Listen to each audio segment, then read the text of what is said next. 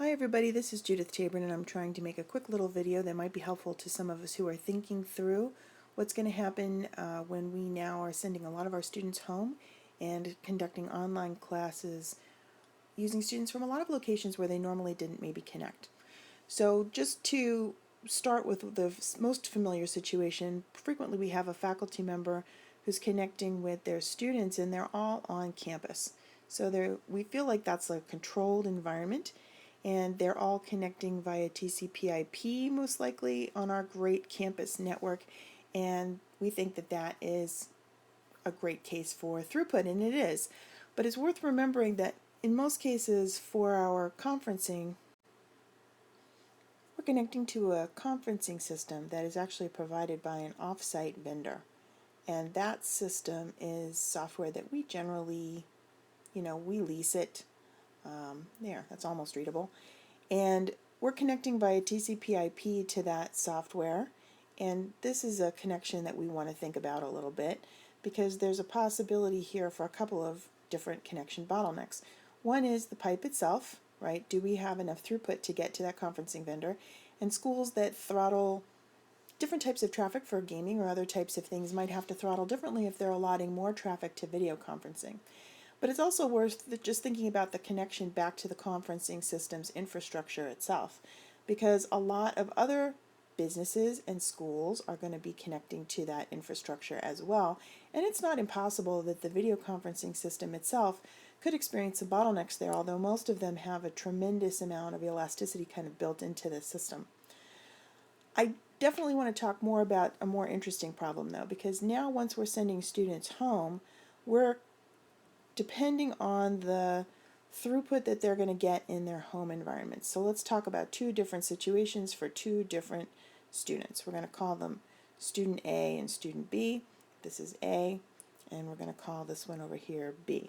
Now let's say that B has internet connection, great cable internet connection at his or her house, and is used to using that. They're going to connect back to the conferencing system, and they are theoretically going to be fine. But I just want to mention one other thing about the situation. In home network environments, frequently the other neighbors that are on the loop are taking up network bandwidth as well, because these are built in a loop.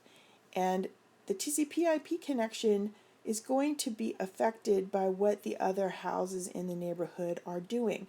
So if a lot of them also are trying to do very high bandwidth tasks that they've never done before, don't usually do, they're going to affect the bandwidth that's available in that area.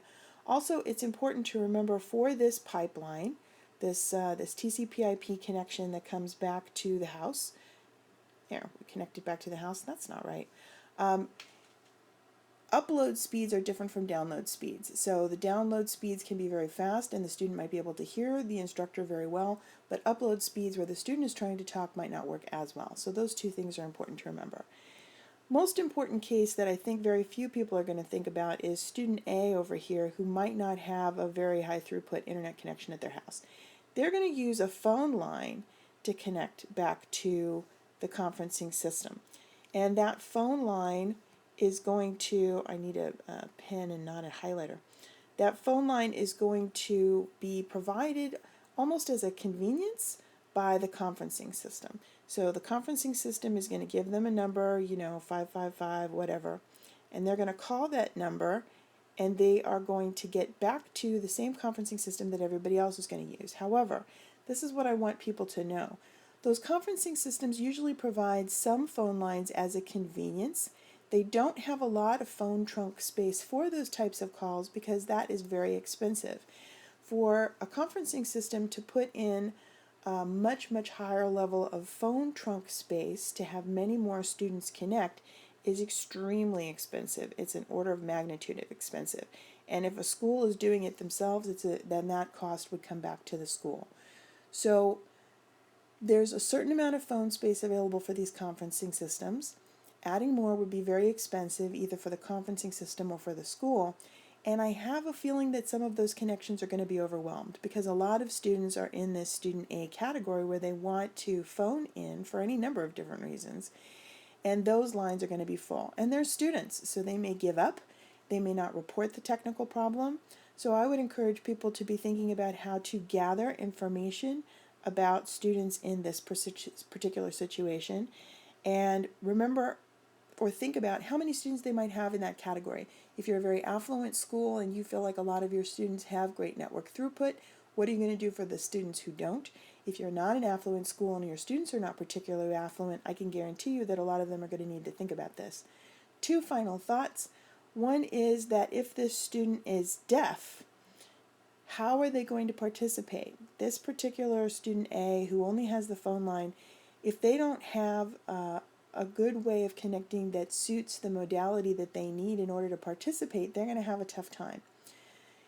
And so that leads me to the final thought. All of these things are arguments why I have always said that if you are going to design an online class experience, you can avoid all of these potential problems by designing something from the get-go that is asynchronous. And I'm going to try and post something tomorrow about the way that faculty can think about how to design asynchronous learning activities. But asynchronous learning activities are going to avoid all of these technical problems because they're not going to assume that everyone has the bandwidth and the technical capability of connecting to a video conferencing system at the same time. Okay, I hope that's helpful, and I will be posting again soon.